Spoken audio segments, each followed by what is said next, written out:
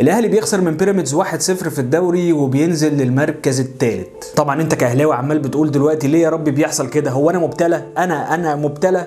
احب اقول لك ان الموضوع ده على حسب تفكيرك. يعني مثلا في اول الموسم ده الاداره تروح تجيب مدرب كويس جدا وفي نفس الوقت ما تجيبلوش اللعيبه اللي هي عايزاه، فانت تقدر تعتبر نفسك كده مبتلى. يوم المدرب دوت باللعيبه اللي موجوده يوصل نهائي افريقيا ويلعب في الماتش الاولاني ويكسب 3 ويخسر هناك باسلام محارب وحمودي، فتقدر برضو تعتبر نفسك كده مبتلى. لا ده مش بس كده كمان، ده المدرب ده يخرج بالفريق من دور ال 16 في البطوله العربيه وبعد كده الاداره تشيله الليله وتمشيه في نص الموسم على غير عادتها، فبرضه تقدر تعتبر نفسك كده مبتلى. فالاداره تروح تجيب مدرب جديد وتصرف 300 مليون جنيه على صفقات جديده في نص الموسم زي رمضان صبحي والشحات، ويظهر في دماغك سؤال كده، طب ما كمل اول يا جدعان. تقدر تعتبر نفسك كده برضه مبتلى. ورغم كل اللي اتصرف ده تخرج من دور ال 16 في ابطال افريقيا وتخسر 5، اكبر نتيجه خسرها فريق مصري في دوري ابطال افريقيا. ومش بس كده، تتاخد من بيراميدز رايح جاي كمان في الدوري. فيا معلم انت اكيد مبتلى. خلاص نكدت عليك، اكتئبت، اسودت في وشك. احب اقول لك على فكره ان انت مش مبتلى. لما تلحم 3 مواسم ورا بعض واللعيبه بتاعتك ما ترتاحش ورغم ذلك تاخد 2 دوري وكاس وكمان توصل لنهائي افريقيا مرتين، فانت مش مبتلى. لما يبقى عندك 15 لاعب مصاب وتبقى اخر فريق في الدوري والفرق ما بينك وما بين الاول 9 نقط، ده غير المؤجلات اللي انت المفروض تلعبها، تقوم توصل لاول الدوري او تنزل ويبقى الفرق ما بينك وما بين الاول 2 نقطتين بس، فانت مش مبتلى. لما تلعب كل 3 ايام ماتش واللعيبه اللي انت لسه شاريها جديد تتصاب فوق ال 15 المصابين وفي نفس الوقت انت لسه بتنافس على الدوري وبتنافس على كل البطولات بشكل كويس، يبقى انت مش مبتلى. انت عندك مشكله واحده بس يا برنس، انت بتشجع الاهلي بكل بساطه، الاهلي اللي طول عمره معود جمهوره على المكسب وعمره معودهم على الخساره. اشرح لك ازاي؟ اتفضل معايا.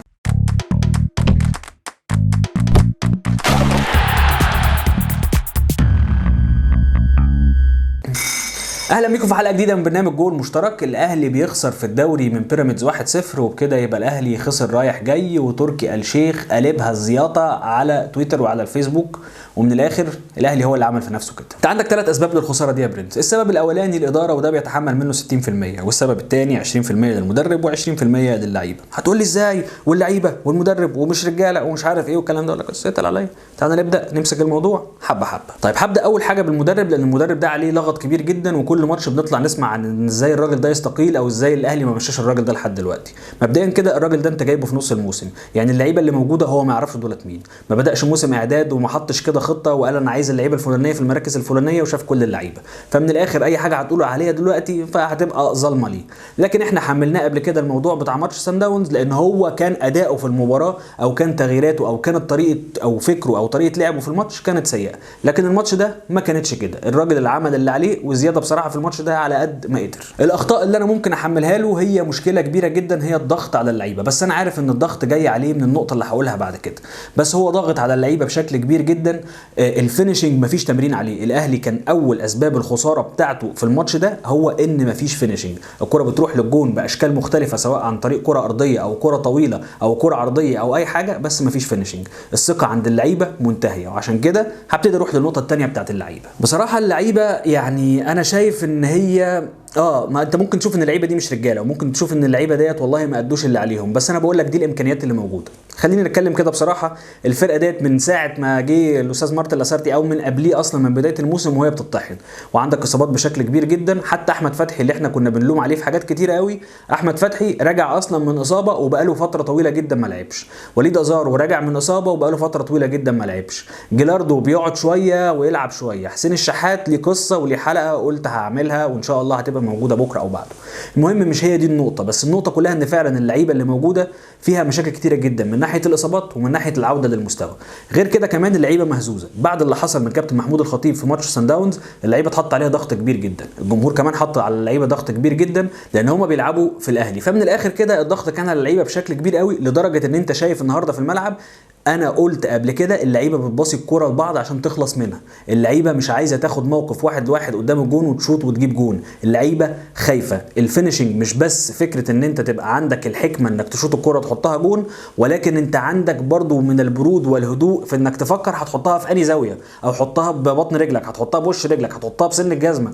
كل ده محتاج هدوء. اللعيبه مضغوطه بشكل كبير قوي من الاداره، ومضغوطه بشكل كبير قوي من المدرب، ومضغوطه بشكل كبير جدا من الجمهور. الجمهور. فمن الاخر الضغط اللي موجود على اللعيبه ده ممكن يوري لك اللقطه اللي بتتعرض جنبي دلوقتي بتاعت احمد فتحي وهو بيحاول يضرب حد من فريق بيراميدز، وضحت قد ايه بشكل كبير جدا ان اللعيبه في حاله ضغط مش منطقيه. حط نفسك مكان اللعيب ده، ان عليك كل الضغوط ده ومطلوب ان انت تجيب 4 أو 5 تجوان.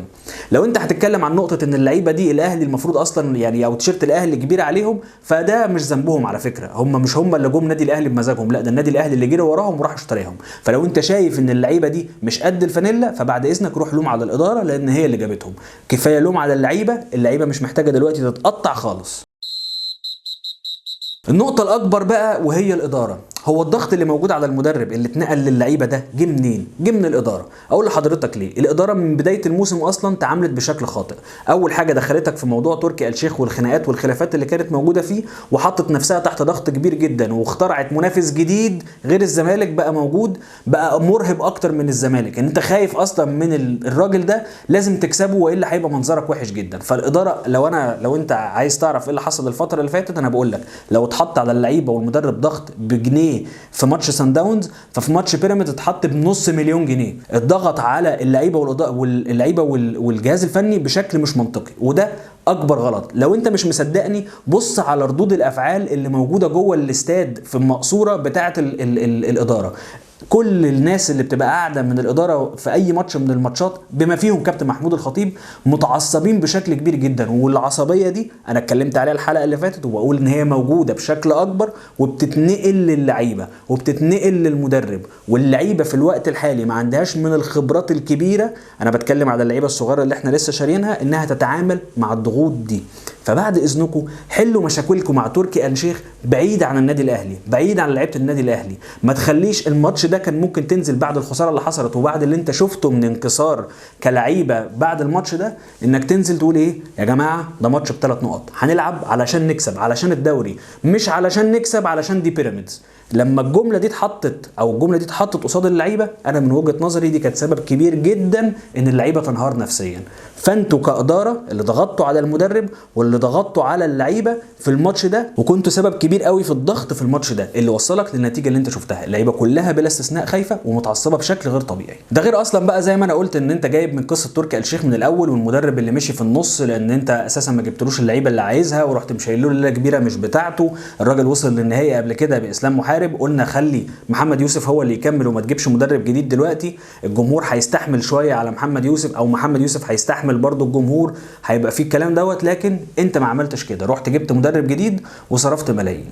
ماشي، ما عندناش مشكله، بتحاول تحسن وبتحاول تلم اخطائك، بس في نفس الوقت ما تضغطش لا على اللعيبه ولا على المدرب، لان خلاص اللعيبه والمدرب استووا بسبب ضغط المباريات الفتره اللي فاتت. لو هتكلم على تكنيكاليتيز في الماتش، بيراميدز ما راحش غير مرتين على الجون، مره منهم كينو حطها في الجون ومره الثانيه راحت في العارضه، وده على فكره يعتبر انجاز لمارتن لاسارتي، وفي نفس الوقت انجاز الى حد كبير قوي لدياز، لان انت المدرب اصلا بتاع بيراميدز ما ضغطش على فريق الاهلي بالشكل المطلوب، وتقريبا من بدايه الشوط الثاني كان بيدافع. فاحنا ما شفناش غير كره واحده كانت غلطه من احمد فتحي انه ما ضغطش على كينو، وفي الاخر كينو حطها جون. الناحيه الثانيه بيراميدز بيدافع طول الوقت. لو انت هتبص على الاهلي بيهاجم طول الوقت، بس في نفس الوقت في لعيب اسمه عمر جابر قفل الجبهه اليمين اللي هي مفتاح الاهلي اللي ناقصها محمد هاني عشان متصاب، وبيلعب مكانه فتحي اللي راجع من فتره طويله قوي بعد غياب. ما رفع من الجنب ده ما ترفعش منه كرة مظبوطه، ولما كانت بتروح الكرة مظبوطه كان بيبقى عشان عمر جابر مش موجود في المكان ده. بصراحه عمر جابر عمل ماتش كويس جدا، يمكن كمان احلى من كينو اللي الناس شايفاه. فمن الاخر كده الاهلي ضغط، بس كانت مشكلته كلها في حاجه واحده فقط لا غير، في الفينيشنج. كان في ميس باس، الميس باس يتحمله على فكره المدرب. ليه؟ لان المدرب ما بيمرنش اللعيبه بشكل كويس قوي. في لقطه جنبي كده بتتعرض بتاعه ابو تريكه وواقف جنبيه جوزيه وهو بيشوط، ابو تريكه بيشوط الكوره، ده المدرب واقف جنب احسن لعيب في مصر بيلعب ضربات ثابته، بيقول الحمد لله انك جبت الضربه دي. انت عارف ده معناه ايه؟ انه واقف جنبه بقاله ساعتين 3 بيتفرج هو بيشوط ازاي ويقول له شوط كذا واعمل كذا. ده اللي المفروض مارتن لاسارتي يعمله. المفروض مارتن لاسارتي يكون موجود جوه الملعب، المفروض مارتن لاسارتي يوجه اللعيبه بشكل احسن قدام الجون، المفروض يحسس اللعيبه ان هم اللعيبه دي مش نجوم، انتوا لعيبه عاديين واحنا بنحاول نطوركم. انا اللي مدرب، انا النجم، وانا اقول لك بقى على حاجه، لو انت مش عارف تعمل الحوار ده قول لي وانا اقول لك تعمله ازاي. بقى كلمني كده في التليفون، اخش معاك في الجهاز الفني هظبطك على الاخر. في نهايه الحلقه عشان الخص لك الموضوع، الخساره مش نهايه المطاف، انت في فرق نقطتين ما بينك وبين الاول، وعندك مواجهه مباشره ممكن تكسب الموضوع ينتهي. في نفس الوقت الاداره لازم تبطل ضغط على اللعيبه بالشكل الكبير قوي اللي حصل الفتره اللي فاتت.